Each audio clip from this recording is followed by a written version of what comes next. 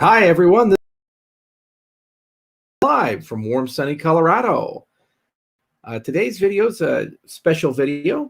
Many of you know, I've been following the vaccines for a while as they've been going through clinical trials, and uh, there are many, many different kinds of vaccines that are hitting the market. So the first to hit market were the RNA vaccines made by Pfizer and Moderna. And then the next to hit market was the AstraZeneca vaccine, which is an adenovirus.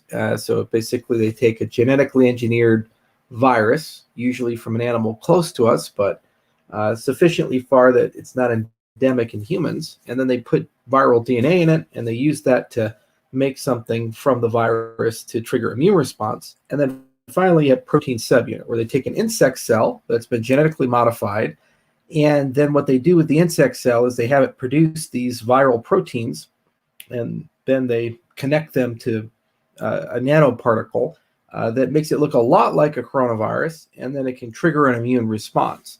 So this week, there were two press releases, one from Johnson & Johnson and the other one from Novavax.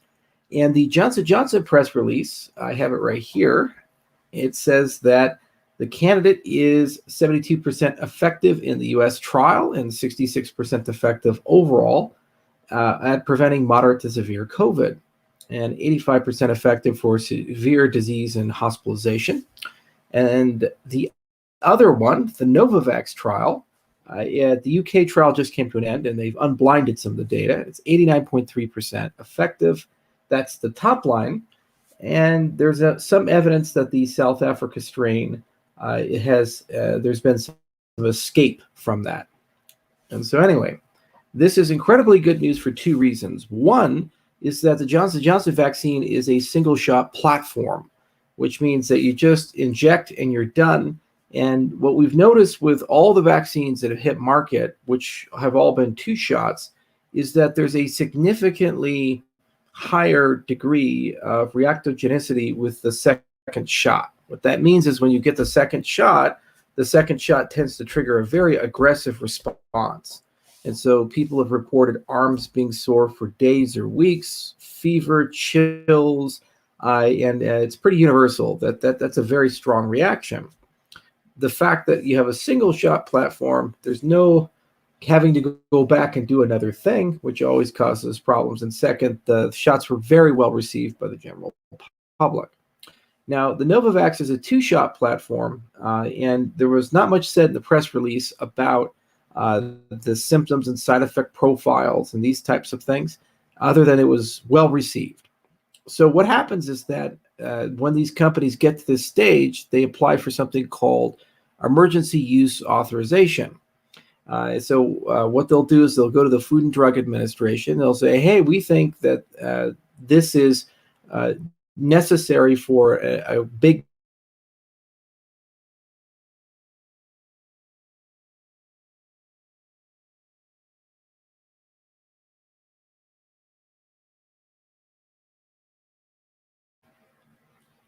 lost internet there for a second. Okay, get this into market so we can start getting this to people.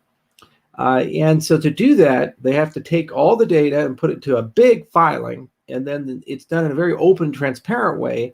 It's given to not only the FDA, but it's also publicly available.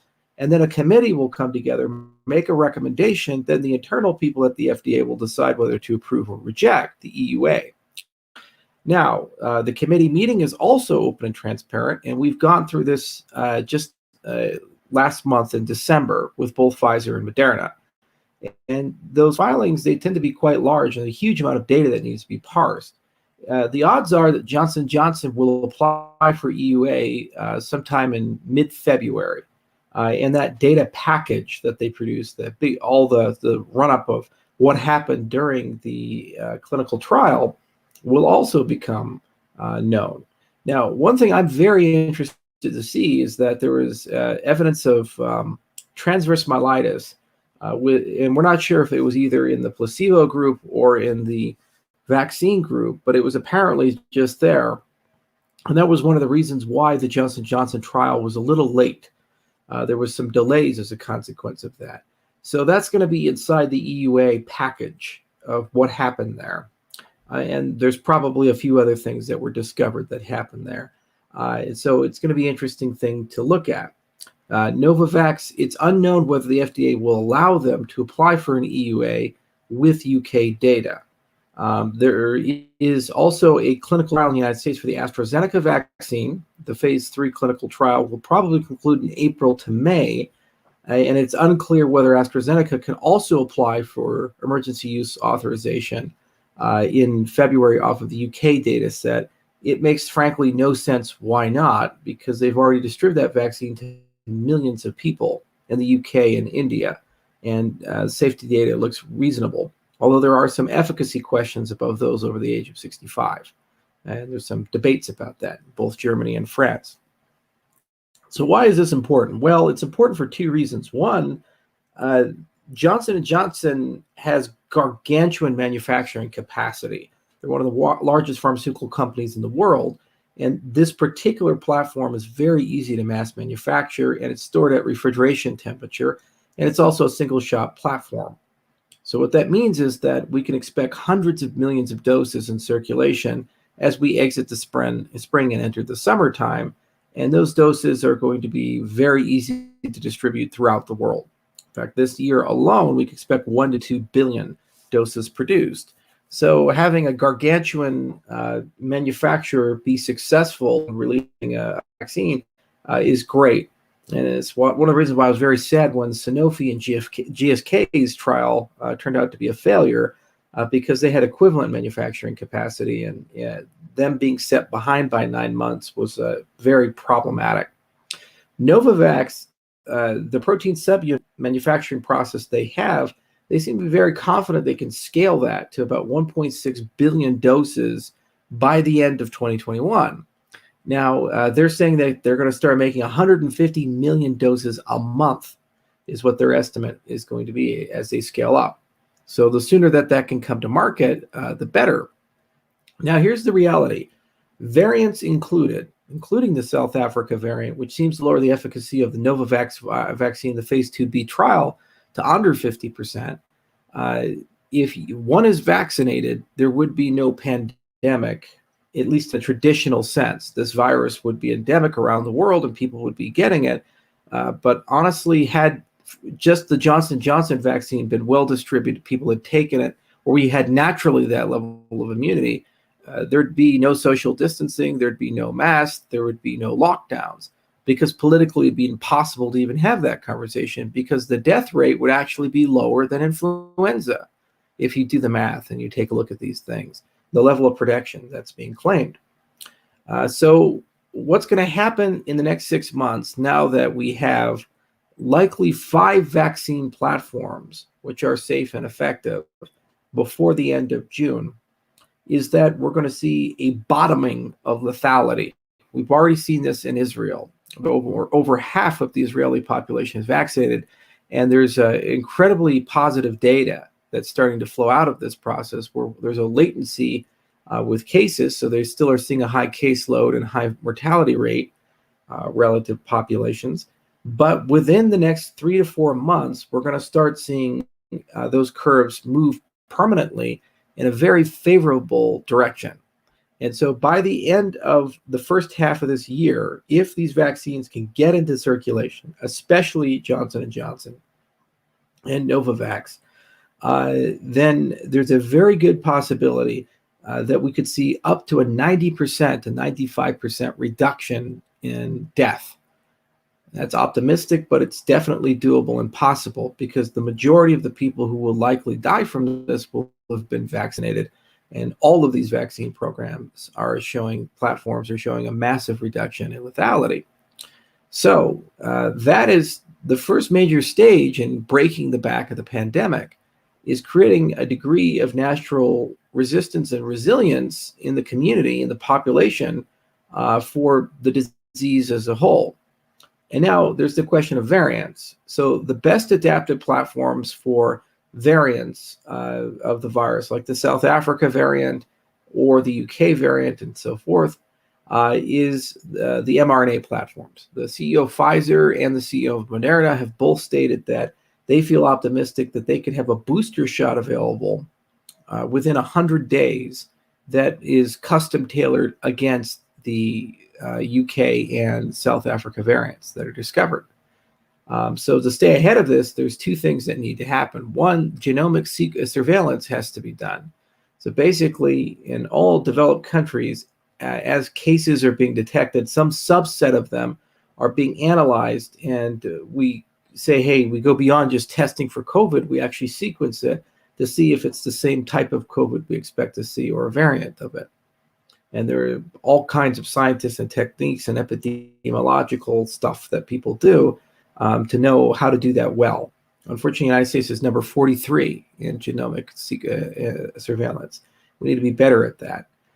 So that gives you a sense of what you need to vaccinate against. And the mRNA platforms are extremely robust in being able to keep up with the mutations of the virus. And it's very important to understand that even as the virus mutates, it's rare for it to completely escape the vaccine efficacy. So what will happen is that if you contract the virus, instead of it being a serious case, if it was going to be a serious case, it would still likely be a moderate to mild case. And in many cases, the frustration with the variants are the lack of sterilizing immunity. So normally you'd have it, meaning that you don't spread it to people, but you lose that because of the variant. But you still have enough cushion in the immune response that it's not going to be a major problem. So this pandemic is going to be broken. And I think in the next 6 months, massive inroads and strides are going to be made. The world is going to get consensus on genomic sequencing and the surveillance, and they're going to get to a point where we have the ability to modify the vaccines to keep up with the mutations. Now, modifications do not require new regulatory approvals such that you have to go back through a stage 3 clinical trial. They don't for influenza. There's no reason for them here. So what's likely going to happen is that these vaccines toward the end of the year will be updated and rolled into likely the influenza platforms. In fact, this has already been suggested by the CEO of Novavax, saying they have an influenza platform called NanoFlu, and what they want to do is blend it with the Novavax vaccine. So the first step is get as many people vaccinated as possible, ideally 70 to 75%. That would break the back of the lethality of the disease and massively slow the spread, slower spread, less mutation, less variants that can escape or develop some degree of resilience against the vaccination platform. Then genomic surveillance, they basically get a good idea of the different strains floating around or variants floating around. And then you can modify the vaccines within 3 months to target these new strains or variants. And then give people boosters towards the end of the year. There's still the donut hole of the developing world. There's simply not enough vaccines to go around there. So that is a problem because the virus will continue to mutate. So it's very possible that coronavirus will be with us for decades, if not forever, if we do not find a way to vaccinate people in the developing world. So the good news is that when we say with us forever, the common cold and influenza has been with us forever. It's not really a huge problem for most of us. So as strains come and variants come, the odds are because it's no longer novel and the community has a high degree of resistance, that it's not going to have the same impact that it had before. So in other words, I think by the end of the year, the world is coming back to normal, and the world's back to normal in 2022, but coronavirus is going to be part of our vocabulary forever, and we're going to see a SARS-CoV-3 and 4 and 5 that continues to flare up because of a lack of a global vaccination campaign. That said, there's probably going to be a blending, as I mentioned, with the influenza vaccine, and the vulnerable will get vaccinated, and then there's no political appetite for lockdowns or masks or social distancing when your disease is 100 times less lethal than it was when it first came out. So this is a huge step forward for the pandemic, the fact that these two vaccine platforms appear to be both safe and effective, and that they belong to manufacturing capacities in the billions. Many, many more will come online in the second half of 2021. And we're going to get much better at mass manufacturing mRNA. In fact, the vaccines. In fact, Pfizer is already examining how to convert their vaccine to a freeze-dried vaccine so it can get rid of the deep cold requirements that they have. And these platforms potentially could be placed into local manufacturing facilities, like what CureVac is doing, which is a German company that does mRNA. Now, why do I care so much about this? I care so much about this because I want the world to get back to normal, and I want people to be able to travel again, and I want businesses to reopen and restaurants to reopen, and setting politics of the matter aside and the insanity of these government responses. The only way politically the world is going to come together and agree to reopen is when vaccinations or herd immunity has reached a level where and death rate has plummeted enough that it's politically palatable to do so. So in essence, vaccines are a MacGuffin that politicians can latch onto and a target that politicians can latch onto and say, okay, we've reached the magic number. We feel okay. Everything is back to normal.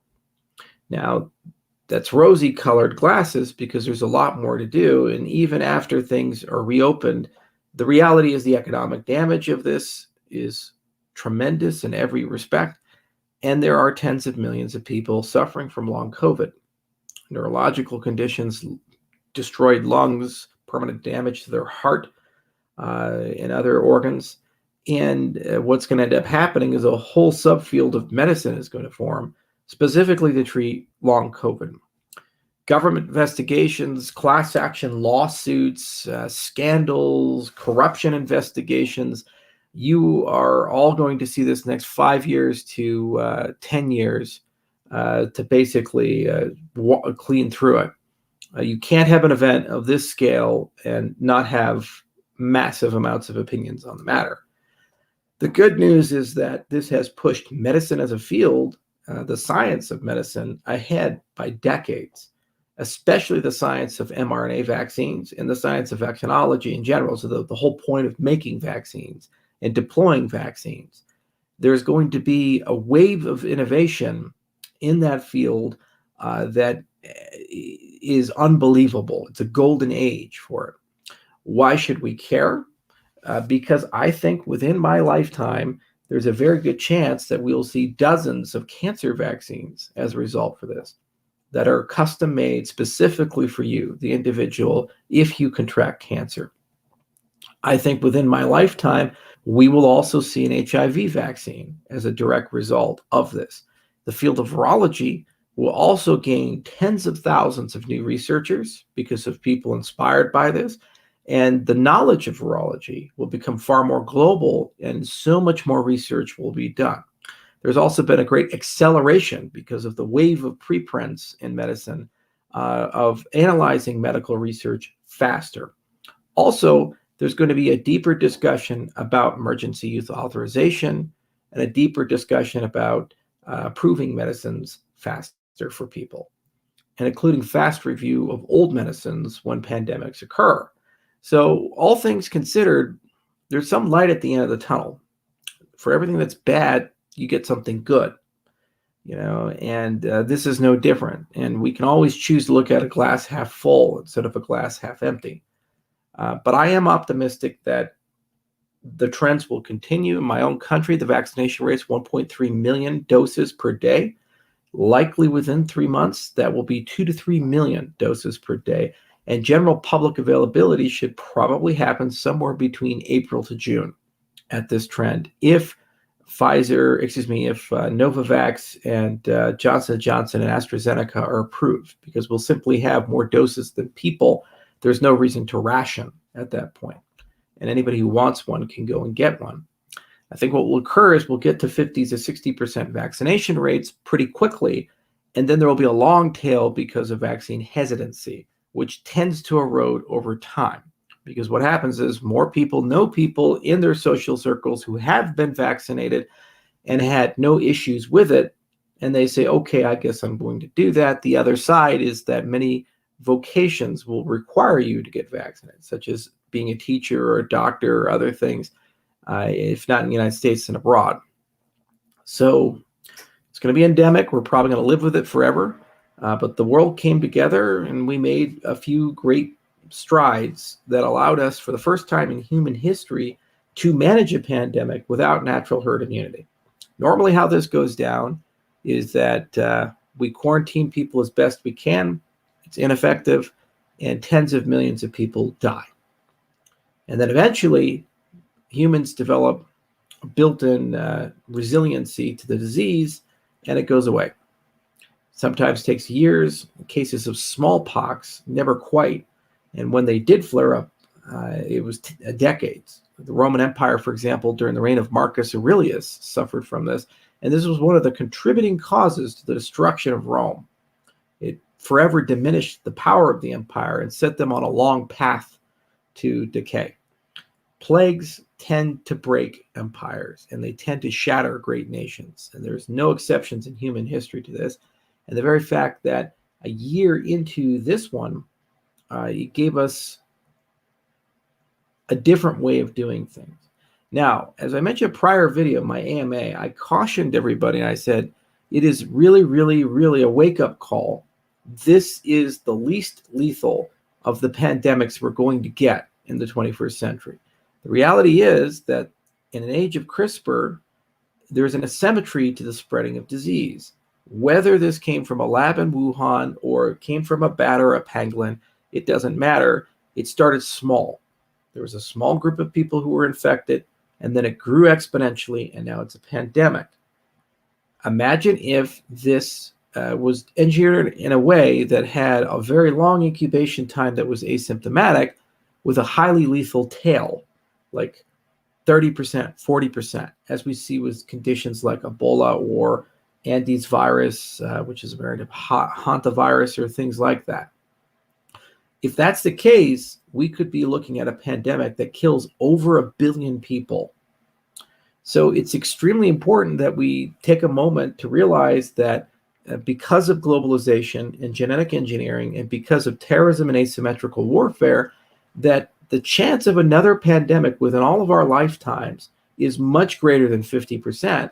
And the chance of that pandemic being an engineered virus that was built from the ground up to maximize contagiousness and lethality is extremely high as well. So the incredibly important that everybody realize that this is the last opportunity we have as a global society, all countries, to come together and come up with unified responses when pandemics occur. Now, the good news is that because of what we've learned from the vaccines and because of what we learned from rapid drug manufacturing, I'm very confident we probably could develop effective therapeutics and vaccinations pretty quickly. In fact, if we pre-build them for most of the pandemic-causing viruses, within 4 months, we can bring a vaccine to market. There's a recent paper out of Cell that describes how to do that. Now, the bad news is we failed with contact tracing, we failed with PPE, we failed with initiating lockdowns properly, closing borders properly, and no cases in the world except for a few countries like Vietnam, New Zealand, Taiwan, and so forth, was this done properly.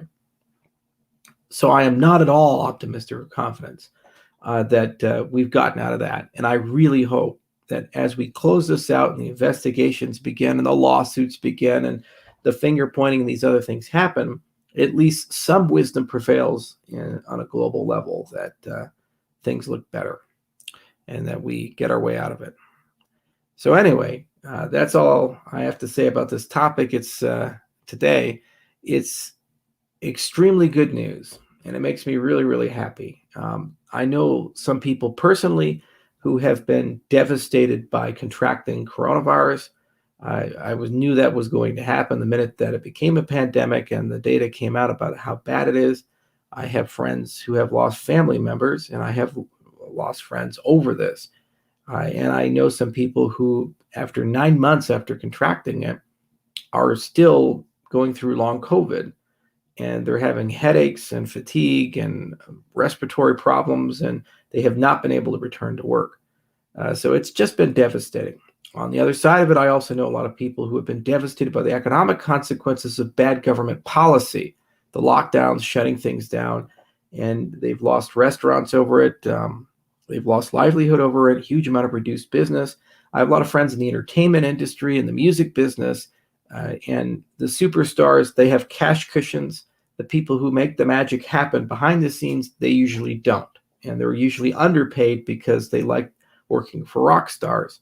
And unfortunately, because they can't have concerts, because entertainment venues aren't working properly, most of them got laid off. And most of them are living paycheck to paycheck with odd jobs, sometimes there, sometimes not. This has been catastrophic for the bottom 25% in wages in the United States and abroad. And that's not going to get any better for some time. That said, the vaccines are the path out of this because it's the political MacGuffin that the politicians have chosen. It's either natural herd immunity and willing to accept the criticism and the deaths, or it's vaccination immunity. Those are the two options you have. Sweden tried the natural immunity. They got so brutally criticized that the government had to buckle and back off. And now everybody's pushing towards vaccination, and that's fine, as long as there's a plan and a supply to get it done, and people know how to handle the variants in a way that's responsible. The good news is, it seems somehow, some way, there's enough of a plan and enough momentum that it looks like by the end of the year, we'll be mostly out of it, and we can all get back to work and get on to the post-COVID phase of cleaning things up. And hopefully better leaders will come and prevent the next one from happening. The other thing is that there needs to be a great quantification, in my view, of all the civil liberties that we've lost and all the things the government did that was both unnecessary and harmful to our rights as a society. All those accountable must be punished at the ballot box, and in many cases perhaps with civil lawsuits and with criminal charges, especially in cases of corruption. And my hope is that in the coming years, that deep investigations and electoral changes will be able to flesh all of that out. And there should be a removal of any statutes of limitation over corruption related to COVID, at least in the United States. So I really, really hope that that is the outcome. And you know what? I'm getting richer and more political these days. I will definitely donate money and definitely participate towards causes that ensure that in post-COVID, this never happens again. We didn't have to shut the world down. We all could have been smarter, and our politicians didn't have to lie to us. We could have worked with them instead of against them, or be crushed by them for us to get through a very bad situation. Instead, we were treated like children. There was an enormous amount of corruption and dishonesty, and even today, we are not getting real information. It's available, but it's buried under narratives that are counterproductive and constantly either diminishing what is really a bad situation or overreacting to a situation, treating it as if it's bubonic plague or Ebola. It's neither. The truth is somewhere in between. And we're all tired. We're all fatigued, myself included, and it's caused all of us in our own ways a lot of harm and damage. But you know, the shining beacon is that there are good people, and those good people went to work every day, 24 hours a day, 7 days a week, to try to do their best to manage, and in the case of these therapeutics and vaccinations, actually produce hope to get us out of this. So that's a good thing. Thanks you all for listening. I hope this is a bit helpful. As soon as the EUAs are applied for, we'll actually have the inserts, and of course I'll post them in one of my AMAs or something like that, and I'll tweet the links to them like I did Moderna and Pfizer. As these are open documents, you can read yourself, and the kimono's open. They have to, in an EUA, report everything, regardless if it's convenient or not, and we'll find out more. Cheers, everyone.